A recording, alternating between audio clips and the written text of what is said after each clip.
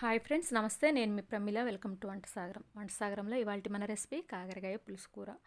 ఈ కాకరకాయ పులుసు కూరని చేదు లేకుండా ఏ విధంగా ప్రిపేర్ చేసుకోవచ్చో ఈ వీడియోలో చూద్దాం. ముందుగా కాకరకాయలని ఈ విధంగా రౌండ్ షేప్లో కట్ చేసుకోండి. ఇక్కడ నేను 1/2 కేజీ కాకరకాయలను తీసుకున్నాను. పైన నేను పీల్ చేసుకోలేదు. మీ ఇష్టమైతే పీల్ చేసుకోండి, లేదా అలాగే కట్ చేసుకోవచ్చు. ఇలా కట్ చేసుకున్న తర్వాత దీనిలో తగినంత సాల్ట్ని యాడ్ చేసుకొని కలుపుకోండి. ఇలా ఉప్పు వేసి కలుపుకున్న తర్వాత వీటిని ఫ్రై చేసుకోవాలి. ఫ్రై చేసుకోవడం వల్ల ఇందులో చేదు అనేది పోతుందన్నమాట. దీనికోసం స్టవ్ మీద ఒక ప్యాన్ పెట్టుకొని దానిలో 1.5 టేబుల్ స్పూన్ వరకు ఆయిల్ని యాడ్ చేసుకోండి.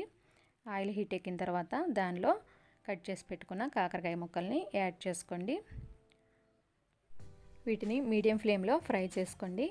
హై ఫ్లేమ్లో పెట్టి చేసుకుంటే ఇవి పైన మాడిపోయి లోపల సరిగా వేగవు. అందుకని మీడియం ఫ్లేమ్లో ఫ్రై చేసుకోవాలి. ఇవి ఫ్రై అయ్యేలోపు కొద్దిగా చింతపండు తీసుకొని నానబెట్టుకోండి. వీటిని ఫ్రై చేసుకునేటప్పుడు మరీ స్పీడ్గా కాకుండా నిదానంగా వాటిని ఈ విధంగా తిప్పుకుంటూ ఫ్రై చేసుకుంటే అవి ముక్కలు విరిగిపోకుండా ఉంటాయన్నమాట. ఈ ముక్కల్ని ఫ్రై చేసుకోవడానికి నాకు అరగంట సమయం పట్టిందనమాట. ఈ విధంగా ఫ్రై అయిన తర్వాత వీటిని ఒక బౌల్లోకి ట్రాన్స్ఫర్ చేసుకోండి.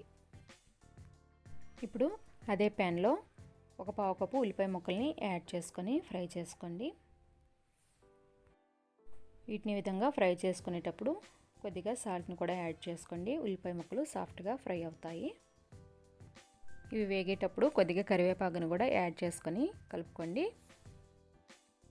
తర్వాత ఒక మీడియం సైజ్ టమాటాని చిన్న చిన్న ముక్కలుగా కట్ చేసుకొని వాటిని కూడా యాడ్ చేసుకోండి. టమాటాలు వేగి సాఫ్ట్గా తయారైన తర్వాత ఫ్రై చేసి పెట్టుకున్న కాకరకాయ ముక్కల్ని యాడ్ చేసుకొని కలుపుకోండి. ఇప్పుడు దీనిలో చిటికెడు పసుపు, 1 టీ స్పూన్ కారం, తగినంత ఉప్పుని యాడ్ చేసుకోండి. కాకరకాయలు వేగేటప్పుడు సాల్ట్ని యాడ్ చేసుకున్నాం కాబట్టి చూసుకొని యాడ్ చేసుకోండి. వీటన్నిటిని ఒకసారి కలుపుకున్న తర్వాత నానబెట్టుకొని ఉంచుకున్న చింతపండు నుంచి రసాన్ని తీసి 1 కప్పు వరకు యాడ్ చేసుకోండి. మీరు తినే పులుపుకు తగ్గట్టుగా రసాన్ని యాడ్ చేసుకోవచ్చు. ఒకసారి కలుపుకొని మూత పెట్టి ఉడికించుకోండి. కర్రీ ఈ విధంగా గ్రేవీగా ఉడికిన తర్వాత దీనిలో 1 టేబుల్ స్పూన్ నువ్వుల పొడిని యాడ్ చేసుకొని కలుపుకోండి. అంతేనండి, ఎంతో రుచికరమైన కాకరకాయ పులుసు కర్రీ రెడీ.